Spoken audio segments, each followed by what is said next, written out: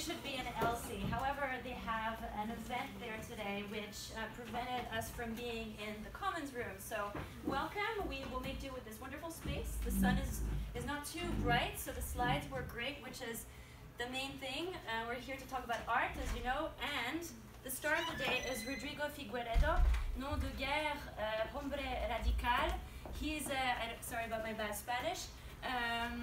He is an embattled artist. He's here to talk to you about political art, his engagement with issues that have to do with human rights.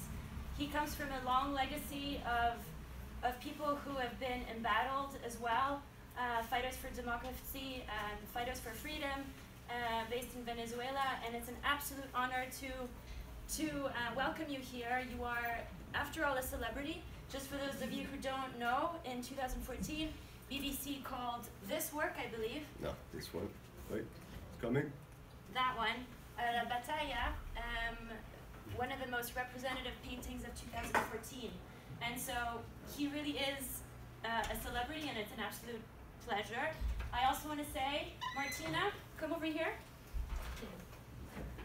This event is being co-hosted by the WHA, the Webster Humanitarian Association, and if you want to say a few words as well. Yeah. So, well, there are other members here in the room. Can you just lift your hands? WHA members.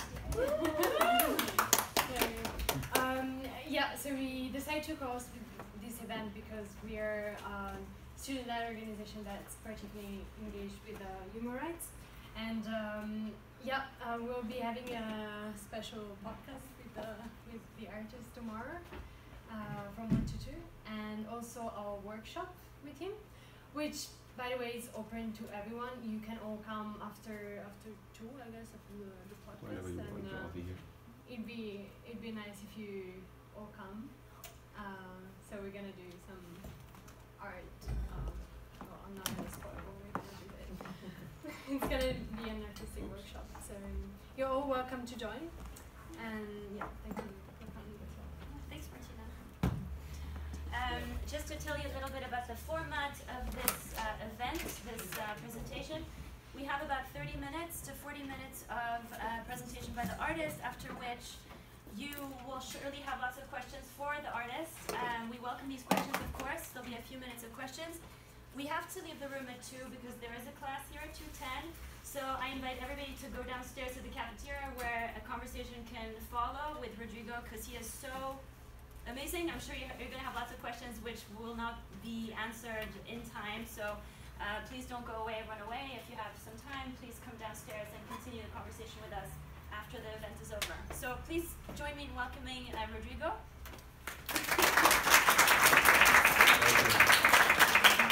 First of all, thank you for inviting me. Thank you all for being here. It's a pleasure and an honor to share my knowledge and whatever experience I made with you guys, and I really hope that it serves you. I'm going to try to be as fast as possible because we have a lot of things to talk about in very few time. So I'll start by introducing myself. I was born in Caracas, Venezuela in '78.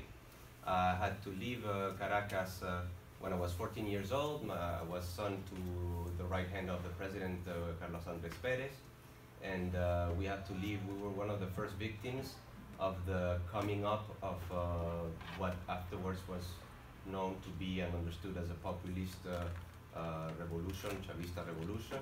And I came to Switzerland, and as many of you guys do, I was then subject to hybridization of and multi-identity and multiculturality. I studied in the International School of Geneva, La Châtaigneraie. I finished, and then I went to the University of Lausanne, where I studied political sciences.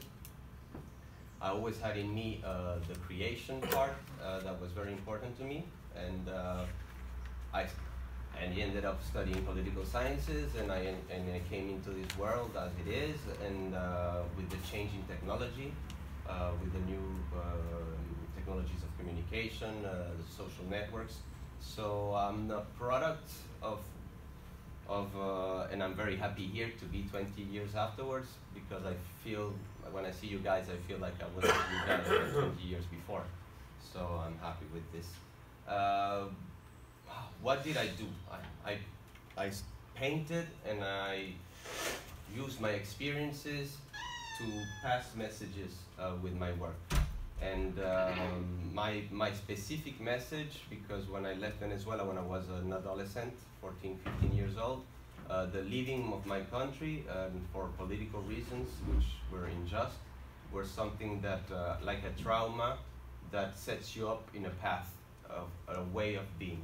So, being a militant for a cause or for human rights in specific. I'm not here to give you a human rights class. You guys need to research that stuff by yourself because that's a whole big subject. But it's something that you have to have in you and feel for real and know about in depth in order to be effective. So what I started doing is basically, and why I'm here is that in 2014, started some protests in Venezuela. Students such as yourselves in the universities were the first to uplift against the regime. And me as an artist, I felt compelled and the need to do something about it and to paint the reality. What do I intend or what do I understand as militant artist, as a militant artist? Something like what Picasso did for Guernica in his time. Guernica was a town in the south of Italy, in Spain. That was the first time that they used the new technology, which was at the time aeroplanes. It was new. And it was the very first time that they used planes to bomb a city. And that was very significant, and Picasso plasmated it, fixed it on canvas as a means of leaving a testimony of history, of human history. He did it specifically for Spain, but you have other examples. For instance, you have the Delacroix. This painting is very known. This is when there was the Révolution Française in France.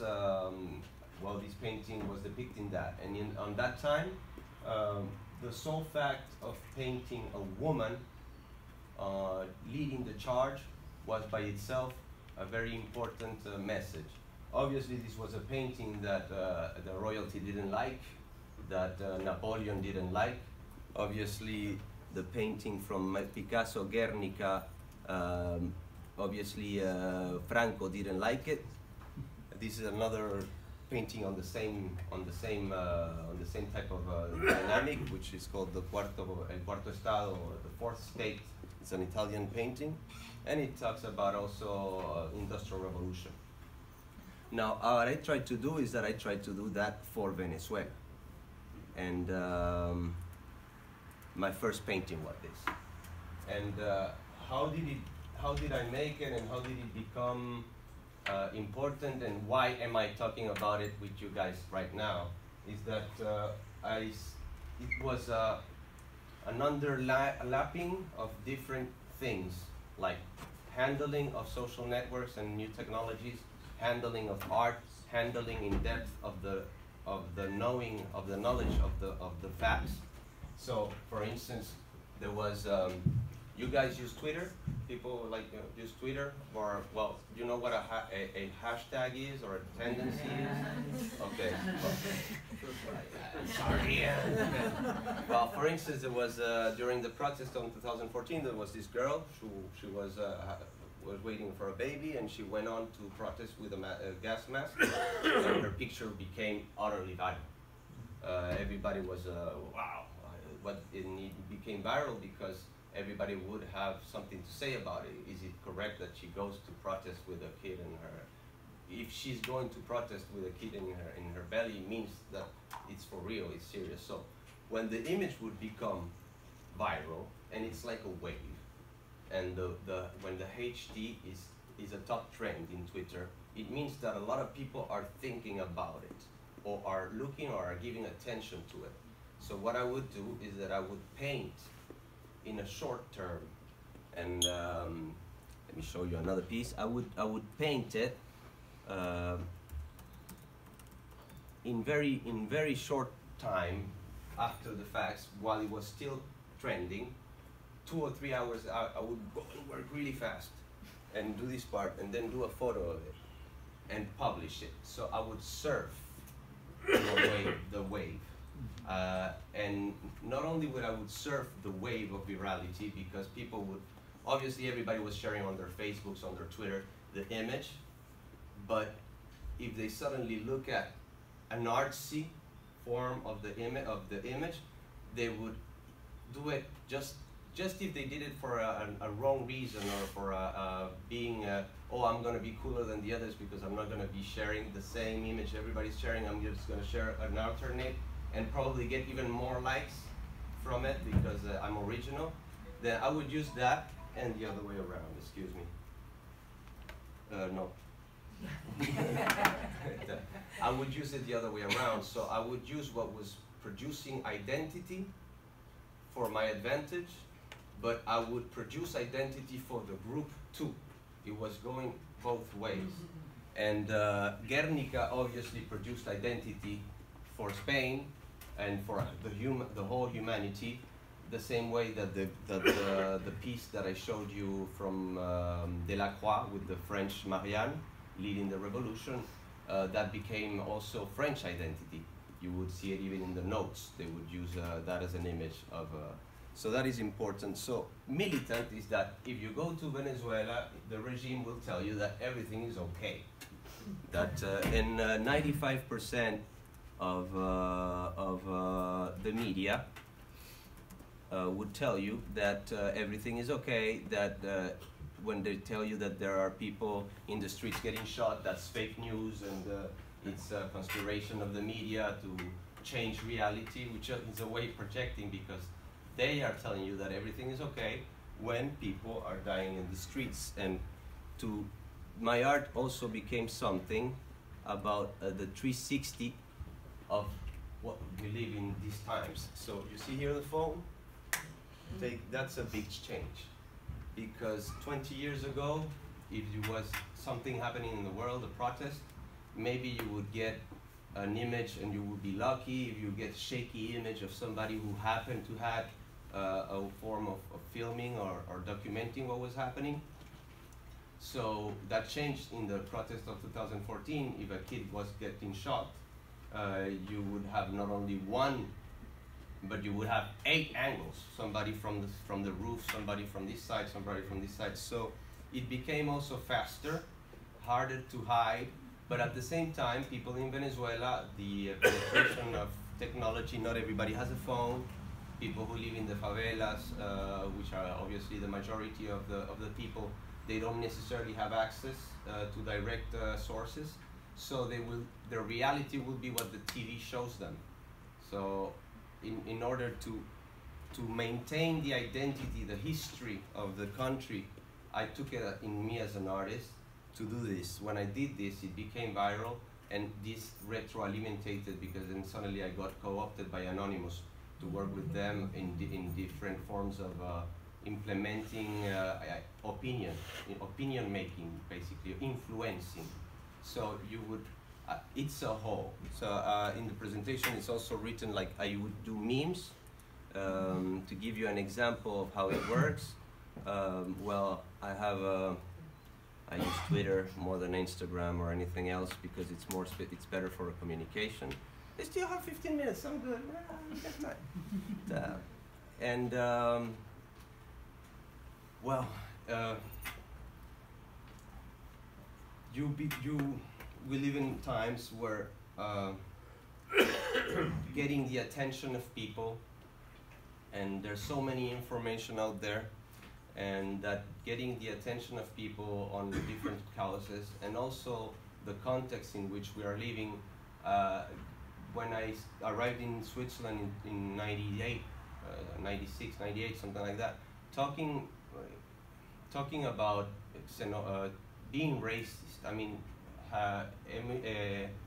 making a racist comment, a xenophobic comment, a misogynistic comment, a supremacist comment was something in this context, and 20 years ago when I was sitting in your places, that was straight up reprehended. People would come and tell you, don't say that, that's not just.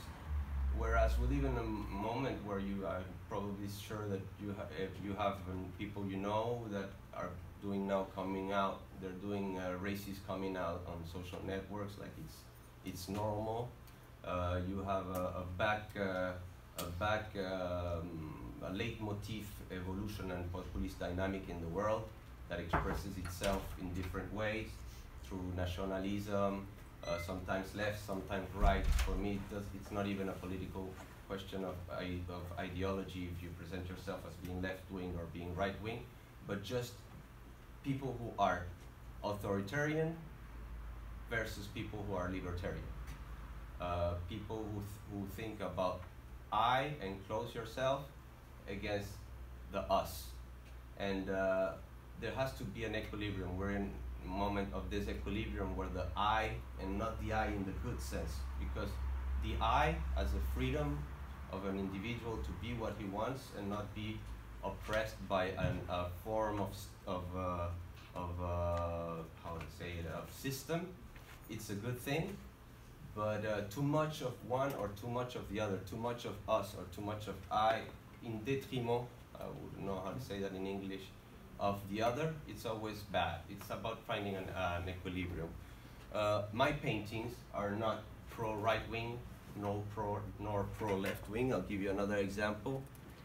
This piece it was causes of 2015 or 16, I don't remember exactly, that I thought were for me important, that counted for me. And you have in here the Kurdistan girls, and you have the Ukrainian Maidan people. The Ukrainian Maidan people, there was a lot of nationalist and extreme right wing in them. Not all, but there was a lot. In their context, and the Christian part of it was important. Me, because I want to be the most big common denominator, I did references to Tibetan monks, Christians, Muslim Hebrews, in order to not be positioned. But these guys is basically, to simplify, extreme right, nationalist, but in their context, they were libertarian, specifically, whereas the Kurdistan girls, they are communist. They are completely communist. The YPG are, but in their context, they're very libertarian. These girls also are, for me, a stronger expression of women's rights than, for instance, showing your tits in Paris. I mean, showing your tits in Paris is good. I like to see tits, everybody, right? But it's less significant and worthy of history writing and making than these girls who are Sunni Muslims, hair on the hair and gun in hand. That's a very strong sense of the communication. So I'm going this way and that way, but the Venezuelan part was the first one I really wanted to explain to you guys, to give you a macro example, because what I did for Venezuela was then for a whole us, a big us. And then I wanted to give you guys a micro example. It's something that I did in the south of Italy. Now, my grandparents from my mother's side were both from this region of the south of Italy called Basilicata, which is very poor. It's between the Puglia. It's the only country that you can show with your leg, right here. And they left in 1930s because they were hungry. There was no food. And Venezuela, they left to South America. And Venezuela, they received them. When my grandparents from my mother's side arrived to Caracas, they arrived with nothing, absolutely nothing. And they ended up building buildings, and my mom being married to the Ministry of Foreign Affairs of Venezuela. So if we want to talk about how do you call immigration and the other word? Integration. Well, there you have it. That's integrated to that point. And for things of life, now I'm living in the south of Italy for the last 3 years and a half. I was living in Switzerland before. And this is something that I really want to reach out to you guys and give you this message. When I finished university and lived here in Switzerland, where I lived for 16 years, I thought that the evolution of the world is what you guys are. a way. I mean, our citizen of the world. The world is getting smaller. Technology gets you easier contact. Before to go to my grandparents went on boat, and it took 2 months to do Naples to Caracas. So you can now do Naples Caracas in 7 hours, 6 hours. So the world gets smaller, and it's the interactions are getting smaller. You need you have a project, and you need to work with Lebanese people, South African people, Canadian people, and this guy will send you this. So the world, our world, the world as the multilateral world. Living in the south of Italy for 3 years and a half gave me a huge life lesson. That I understood that most of the world is not like this. Most of the world is particular. There will be similarities between a town in Ohio, in a town in the deep south of Italy, in France or whatever, and those are expressions of particular culture. They're not going to be interested about no clash between Eminem and MGK. They're going to be interested on the reality very small. And also with the the leitmotif of the evolution of this populism that is happening in the world, they are even more into the little I because they're afraid of the world. They see the world as something that would be at their detriment, that they will lose their identity to the identity of an imposed superstructure. So when I went to the south of Italy 3 years ago, the kids, they did the first ever street art event, and which was a complete novelty for them. I'm talking about a rural place where there are like 5 or 6 little villages of 2,000 people. And they talk a dialecto. They don't even talk Italian. They talk a dialetto that is talked just there, and the village 10 kilometers away, they're already foreigners. So imagine people coming from other places. So what I did is that I went to the village where my parents came from, and I identified the local saint, the local patron. I'm absolutely not into religion a lot, though I'm into ethics and morals. And I painted the saint. He's called San Januario in a modern way. So at the beginning, when I did the first version, I thought they were gonna burn me at the stake in the Central Plaza. But the effect was actually the other way around.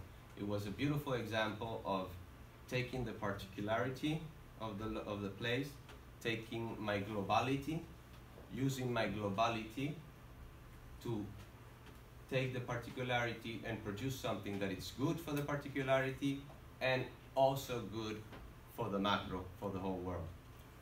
Why? Because I did this painting, and then suddenly on the internet, if you go to Facebook and you make la research San Januario, the first 4 images that come out, which are the ones that the algorithm will choose, the ones with more likes, obviously, the four images that come out are mine.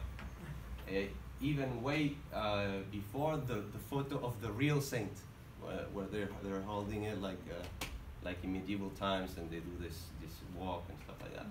So I gave exposure to the little town in a way that the little town never ever had. So I did the painting, and when I did the painting, I went on stage, and I told them, well, I'm gonna do the last touch on the painting right now, that it's done and finished, and I told them what I basically told you guys. They left, and now I'm here in the South Village. I cannot go back to my country of origin because there's no food. So did you guys like the piece, I asked, and they loved it, and they said, yeah, we love it. So I told them, well, now that, and in the south of, in Italy in general, the populism is getting very, very, very, very, very strong, and xenophobia is very strong. I told them, if you're afraid and you repudiate the difference, you are in risk of losing or destroying the best that difference can bring to you. So I took a spray can, and I had even entraîné. Comment on dit entraîné? Trained. I had even trained. They had to come out ugly. They didn't have to come out nice, the letters. And I trained, and I went, and I wrote, this is in dialetto, in Italian dialetto, tornati nel paese tua, which means go back home, go back to your house, go back to your country. And the meaning was double, because mythically, but this is something that they understand only there in that village. San Januario was Cartaginese. Yes. San Januario was from North Africa. He was Tunisian, and so if they had told San Januario in those times to go away, they wouldn't have the representation, the most profound representation of their particular identity. And now, if they tell me, if they repudiate me, well, I don't sell one painting where I'm living. If they repudiate me, then they are destroying what I can bring to them. And I did a video about it, and it got 80,000 views in five days, something like that, which is also an exposure level that would cost a lot if you use an agency.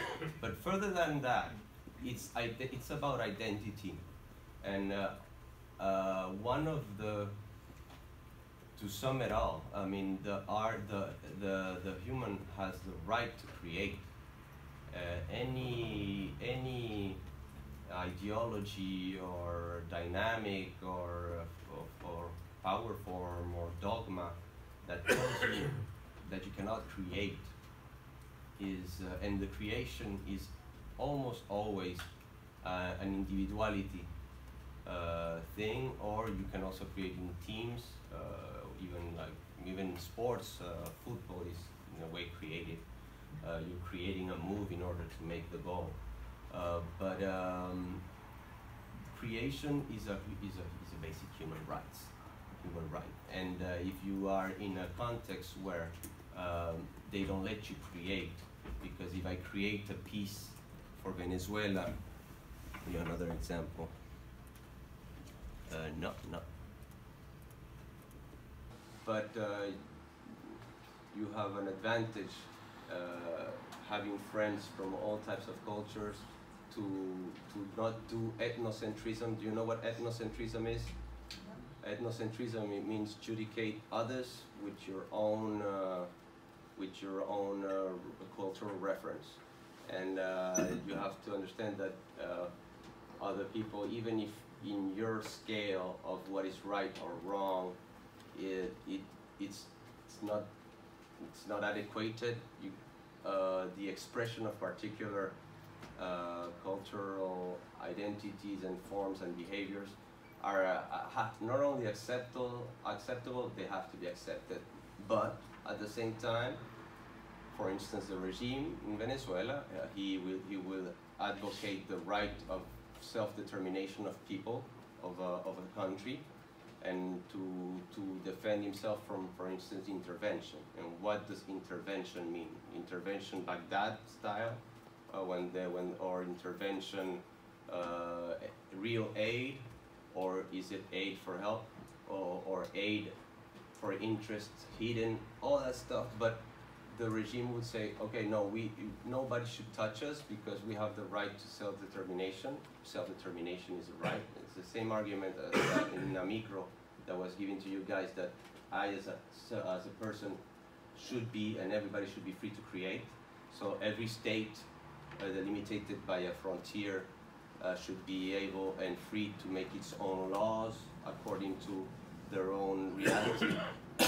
But at the same time, killing somebody because he's gay, or killing somebody or putting somebody in jail because he made a tweet that you don't like, well, that's wrong. Intrinsically, you feel it's wrong. So it's something that I try to evade the political problem, because the way I try to do is paint reality. I think that an artist should paint the times, and that's what I try to do. And we live in times of 360. Everything is linked. When I make a meme and it becomes viral, then I use that virality for my interest, and that in my interest I have empathy for this cause or this cause or this cause, so I use it for that.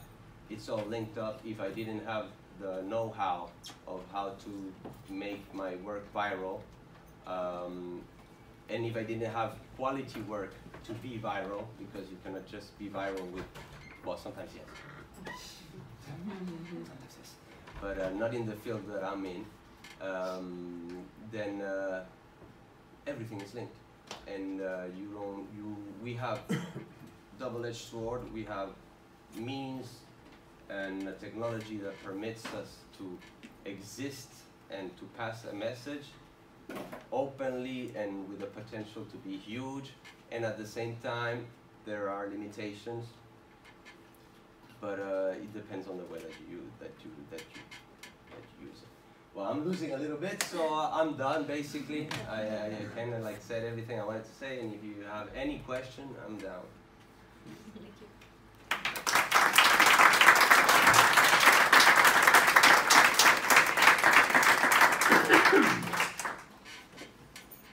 Madam. Okay. So you said you're not delivering political messages. Mm-hmm. Okay. So what is your message? For instance, for this one, Chavismo saying that they use the word Bolivarian. Let's say that this is the Bolivarian revolution, so they will use the symbol or try to get the symbol from to themselves, and painting him with the gas mask is a way to pass this message. If Bolivar was alive today, he would be fighting. Isn't that political? Yes, everything is political.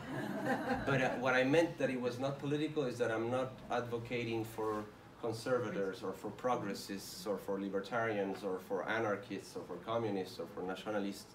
I'm trying to go to the biggest common denominator, identity. I mean, this painting, the government says it's a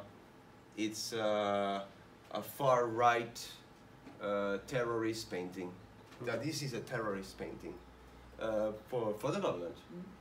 For some people, it's a nationalistic painting. For some people, it's an extremely left-wing painting.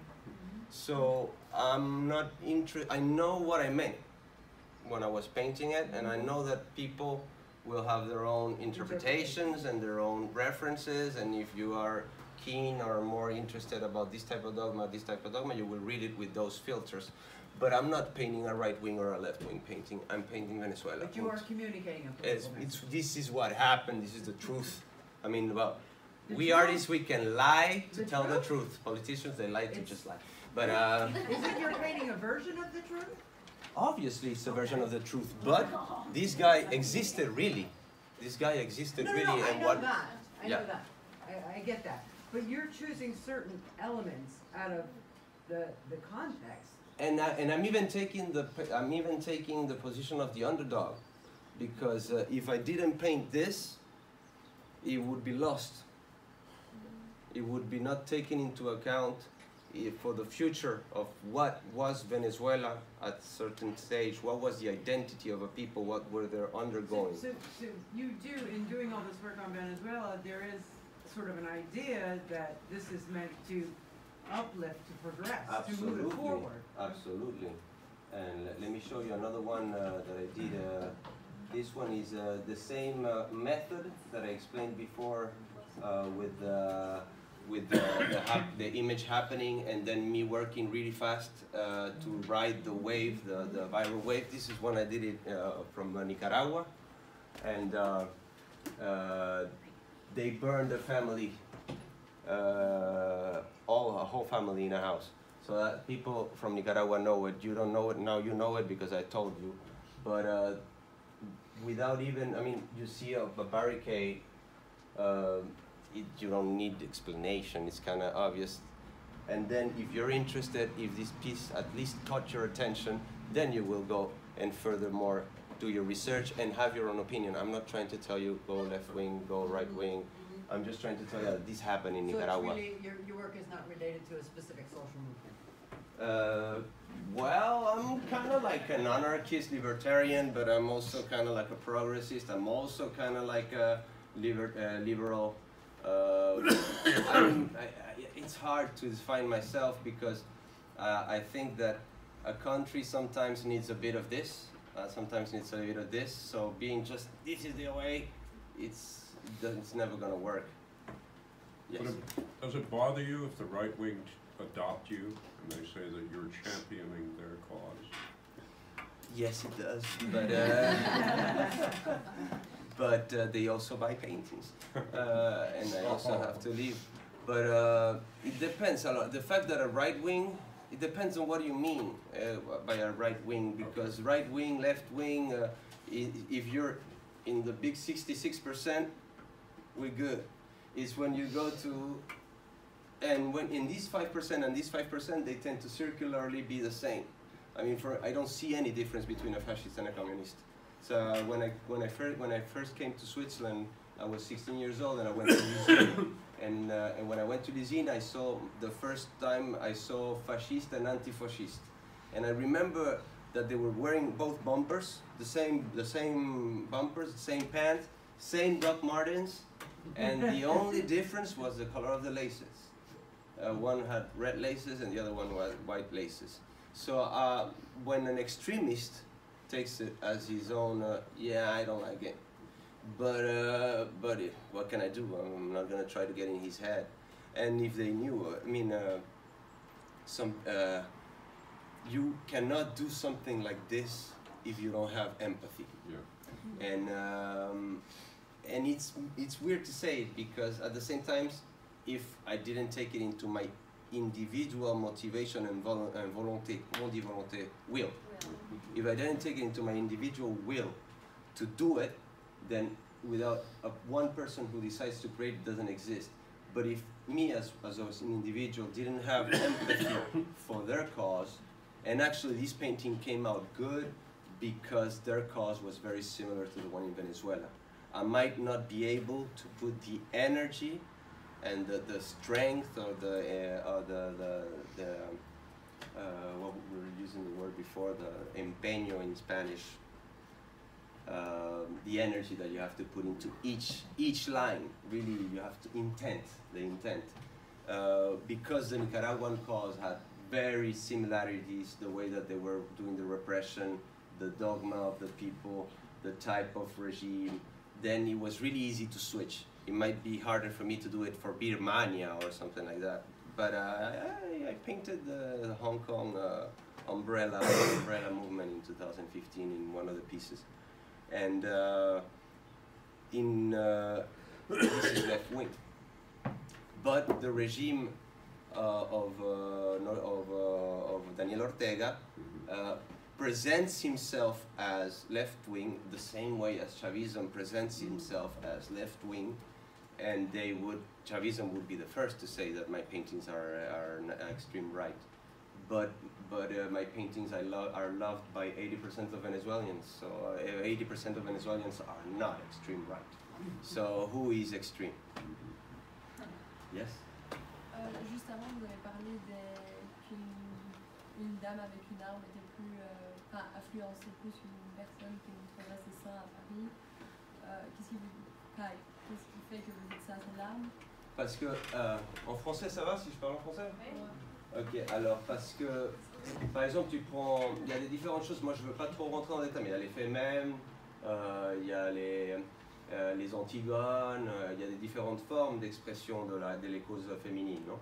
Et je trouve, c'est mon opinion, je peux me tromper, mais je trouve que c'est plus significatif pour l'humanité en termes de droit de la femme. Ils n'ont pas le choix, les femmes kurdes, elles doivent prendre la Kalachnikov, parce que sinon elles les tuent, violent, tuent, fini. Donc, et que ça soit dans une société, parce que c'est des sunnites, donc les Kurdes sont sunnites, c'est un islam qui est sujet au paternalisme, comme d'autres dogmes, etc.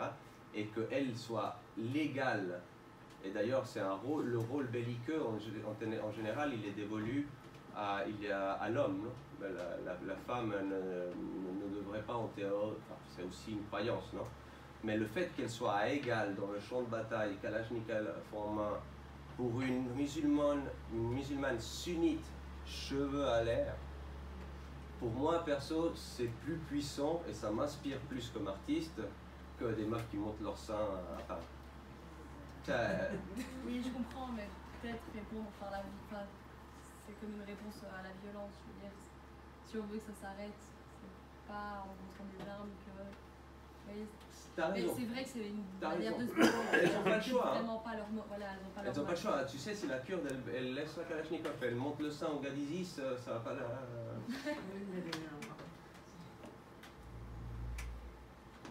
Attends. Amir. Yeah. Can you just elaborate more on how you work on your paintings? Because for me it's interesting that you on the corner, everything's happening, you're like checking for trends and you paint.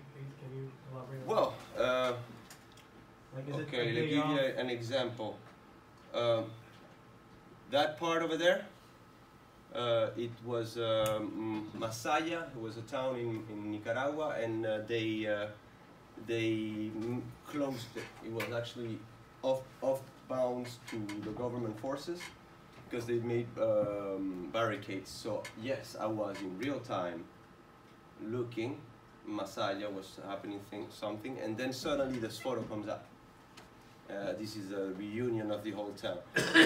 What me as an artist, I'm having a lot of things in my mind. One of the things that I have in my mind, I like to make, I like to confront old or references to old symbols with modernity, like I did for the saint. You know, I took the saint and I did it in a stencil, Banksy type way, pop way. I like to do in these types of pieces references or things that look like it's classic, and that looks like the Da Vinci Last Supper. So when I saw it, it's like, wow, this has that Da Vinci Last Supper-esque feel about it.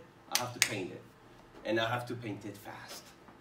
I have to paint it while it's pertinent, while there is stuff in Masaya happening. So it takes me maybe 1 day or two. When I painted the Kobane one, the girls from this one, I got messages from Kobane, and it was people, girl fighters who were in Kobane fighting, telling me, "Oh, thanks for the piece." And it was also everybody on the world Kobane. The world Kobane became known because that was the point of where the resistance was for the whole thing. So. Not this one, but to come back, let me give you another example. If I can get to the piece, it doesn't let me. Death of a guy called Diego Arellano, and he died smiling. And that image is in the head of 90% of Venezuela. They all saw it. So when the guy died, instantly, just by the virality of it, you understand that this is it. And you understand that is identity again. The word identity, I've used it a lot. It's common identity. It's something that we refer to. A Venezuelan of the diaspora in Alaska, a Venezuelan in the Aragua state, in the middle of the fields. And it also has that, what I told you before about it, the Last Supper, the Miguel Angel. And has it been, sorry for interrupting, and has it been challenging sometimes emotionally? Because you're disconnected at the same time you're connected. You know what catharsis means? What painting a painting like this, it's very, very, very, very emotionally, it takes a lot. But I felt actually more frustrated until it was done. And actually when it's done, I don't carry the weight no more. I'm carrying the weight while, oh, I saw the image, I'm thinking, damn, I hope that when I paint it, I can make that smile. That my lines have that. But once I achieve it, it's done actually. It's out there, I don't have to carry this cross. This image, the kid, when this kid in 2017 got burned during the repression, I went into painting it. It's actually the most important part in the composition. This same picture, a year afterwards, you gain a number of top world press painting picture. So it was logical. I mean, there was so much power in the image. It was obvious. The Puputov, you guys, that's an invention of Venezuelan. In order to make the protest, instead of throwing Molotovs, which are bombs with petrol, they would. You never lack ammunition.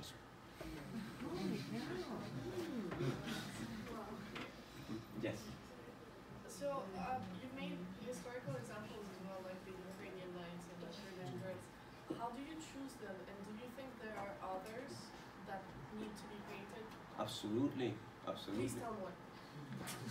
Well, everybody has a story to tell, and everybody has an identity to show.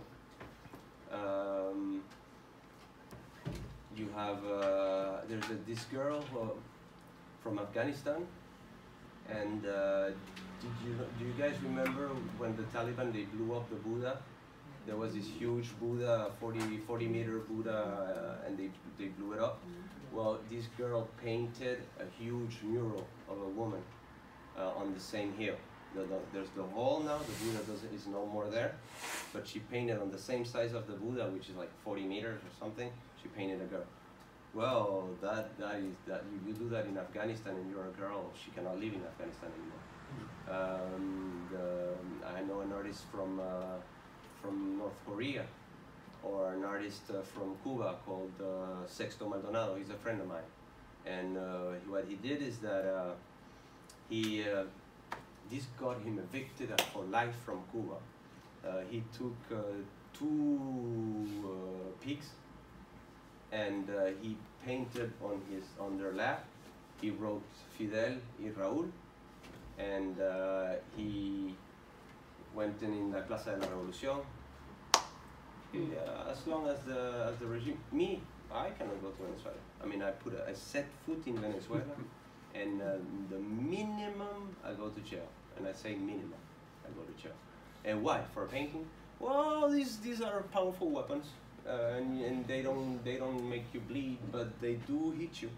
And one thing is that I was saying during the presentation, creative minds and artists rarely work for totalitarian ideas or dynamics, because it's against what you do. You need flexibility to create, and straight up control, fixed control, it doesn't work. You cannot do. Any other question? We have time for one more question, and then we can move downstairs and continue. I just wanted to make something clear up. So all the subjects in all of your paintings, especially where it's evolutionary towards, they're all subjects from the internet, from Instagram, or from certain famous pictures that you're talking, right? Yeah, absolutely. I get them that way, but they're from reality. I mean, this image, for instance, here. This is the whole people, and then you have all the. Do you remember I was talking about the wooden shields they would use? This is an image that for me, it happened in reality, and I took the real version that I got through internet. I was not physically there, and I repainted it, or I reproduced it in the way that I wanted. For me, and part of the composition, it's part of the, when I build it. Actually, when I'm doing these paintings, I don't even know the way they're gonna look. Because as this happens, and then this happens, like, okay, I put women here, I know that I put women here, I had to add up this one to have another, not just the girls with the tits, like showing your tits in Venezuela in a protest is also, well, it contradicts what I said before, but it is not easy. And this is an image, for instance, that for me refers to David and Goliath metaphor, la metáfora de David and Goliath. Goliath, David. And funny, because some people, for instance, about the perception, some people were saying, well, you're pro-government because you painted the Guardia Nacional. So that's so, and I painted it because of David and Goliath, but you can have like the same thing as an extreme right. If he wants to see it the way he see it, I cannot do anything. It's okay, because this is the first time that Hugo Chavez statue was that's historic in Venezuela, taking a Hugo Chavez statue. And the extreme right person will say, well, this is an anti-communist painting. This is not an anti-communist painting. It's an anti-totalitarian painting. And it happens to be that it's perceived as a communist painting. So a lot of your actual inspiration and time is actually through the web. Yeah. Too, okay. Yeah. Sorry, man, I cannot go to Caracas to be there. Thank you, Rodrigo. Thank you.